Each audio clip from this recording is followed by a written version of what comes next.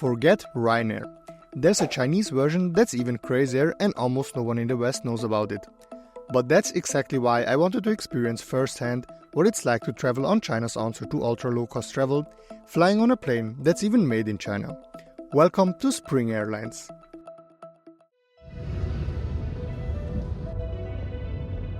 Like many great days, today's adventure begins in Bangkok, Thailand. But since my videos won't cut themselves, and unlike certain sponsored reviewers, I don't have an army of editors, I am occupied and don't even have time to enjoy the city's notorious traffic jams. From Bangkok's Patumwan district, it's about 25 kilometers north to Mueang Airport, where we'll be catching our ultra-budget flight to Guangzhou, China. Mueang, one of two international airports in Bangkok, used to be the city's main airport until the larger and more modern Suvarnabhumi airport was built. In fact, Mueang is the oldest airport in all of Asia, so old it's just a question of time until the Brits take it to a museum. Nowadays it mainly functions as a hub for budget airlines like AirAsia, Ryanair, Nokair and of course Spring Airlines.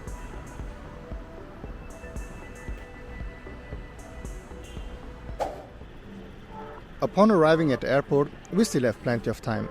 However, since online check-in wasn't available for this flight, we'll need it to stand in line. True to budget airline fashion, there are a few counters open, though at least checking in at the counter is free. What isn't free though is our hand luggage, and we have to pay about $85 per person at the counter. You see, we booked our tickets through Agoda, where free hand luggage was stated, but had I actually checked Spring Air's website in advance, I would have noticed that that wasn't accurate. So make sure you only bring a personal item or book your extra luggage on the official website. However, getting caught by hidden extra fees is part of the ultra-low-cost travel experience. So with no hard feelings and about $170 less in my wallet, we had to passport control and security, from where we'll make our way to the Coral Lounge, one of the best priority lounges in the world, in my opinion.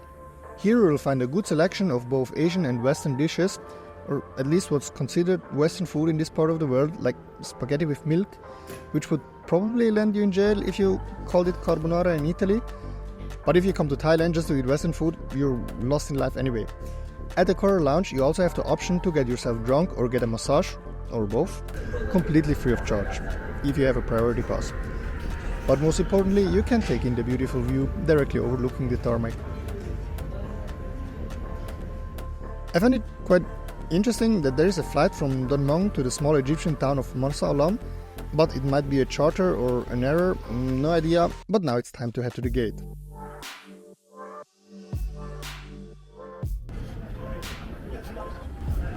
They eat legs.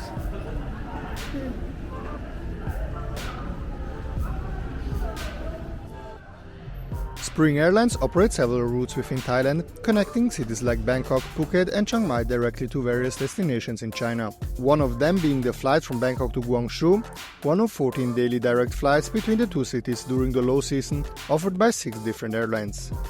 But now let me present you this magnificent Airbus A320-200.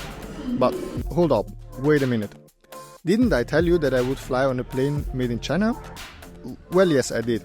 And as a matter of fact, this Airbus was actually produced in China, because what many don't know is that Airbus also operates assembly lines outside of Europe, so the production site of this 80-year-old bird is actually Tianjin, China. Boarding begins on time with announcements in English, Thai and Mandarin. Or, I don't know. As I scan my ticket at the gate, I hear a beep, which catches the attention of a staff member. At first I'm a bit worried, but it turns out I had simply forgotten to collect my change when I paid for the extra luggage. I'm not sure whether to credit Spring Airlines for the honesty or the Thai staff, but I can almost guarantee that if this happened in Europe, no one would have made the effort to return the money.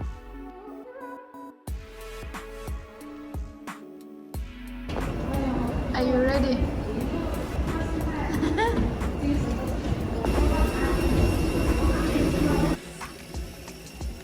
Welcome on board. Here I'm greeted in Chinese, or at least I think I was greeted, since I don't speak Chinese. Maybe they just told me my hair looks bad, who knows. The crew seems serious and decisive, quite different from the more relaxed vibe you get with airlines in Thailand, but still very professional. Also, most of the passengers on our flight are Chinese. Since the mutual visa requirement between Thailand and China was lifted, Thailand has become an even more popular destination for Chinese tourists.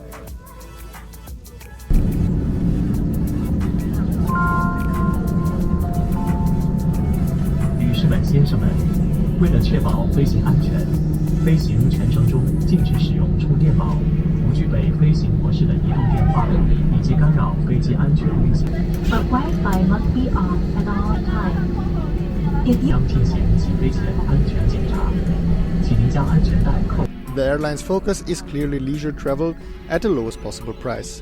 This 3-hour flight, for example, is available from 450 yuan, which is about 63 USD. But what makes Spring Air a real budget airline? Let's take off and find out.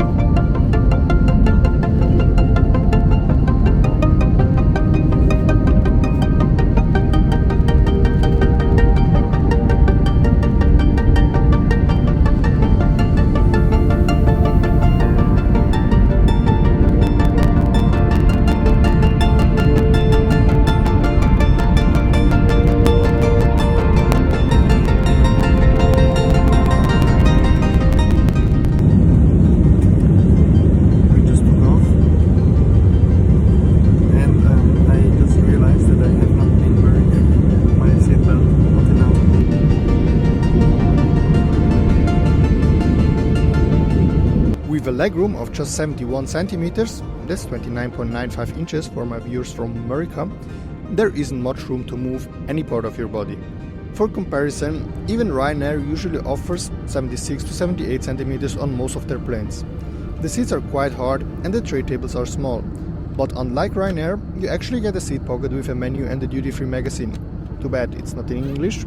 Obviously, catering is not included, but I decided to order a cup of water, but there's a bit of a communication issue.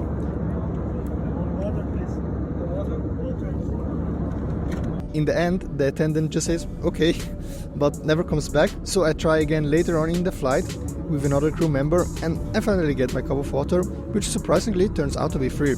However, it's hot, which was a bit weird. As for entertainment, there is not much to look forward to. No Wi-Fi, no in-flight entertainment, just the window to stare out of.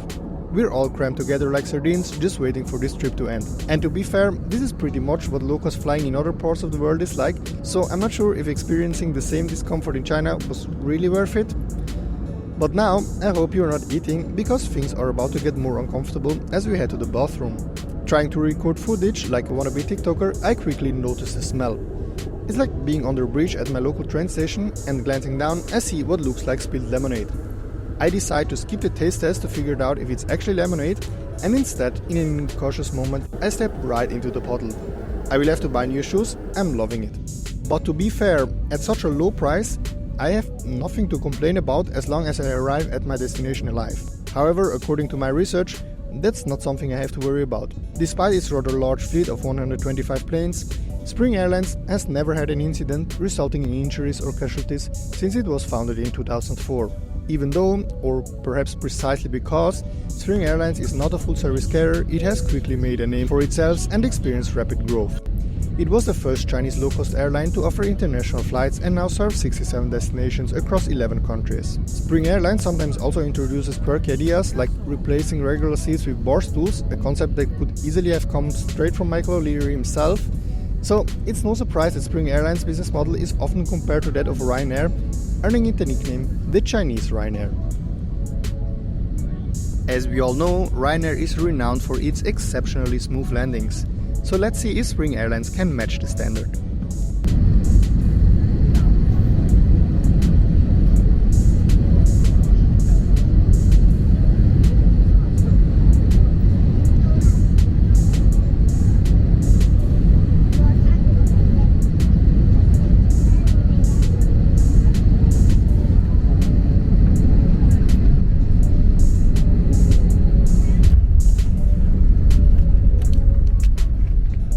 that was a bummer. Do you know this feeling when you almost shit your pants and when you're finally home after 2 hours of suffering, you realize it was just a big fart waiting to be released? That's basically how I was feeling after that landing. I'm sitting here waiting to get my spine dislocated, but in the end, I didn't even feel the touchdown. Anyway, welcome to China. This was my first time in the country and honestly it was quite different from what I expected. China doesn't have the best reputation in the West and I'm not here to spread propaganda, but I have to say I really enjoyed it and Guangzhou is an incredible city. As for flying with Spring Airlines again, I'm not sure. Besides, if I fly with them in a different season, I guess I have to call them Autumn Airlines, right? Okay, that was terrible, I know, but for the price, Spring Airlines is fine. Yet China has so many other fascinating airlines I'm eager to explore. One of those was Xiamen Air on my flight from Japan to France. Click here to check my trip report with them. And thank you so much for watching. See you soon.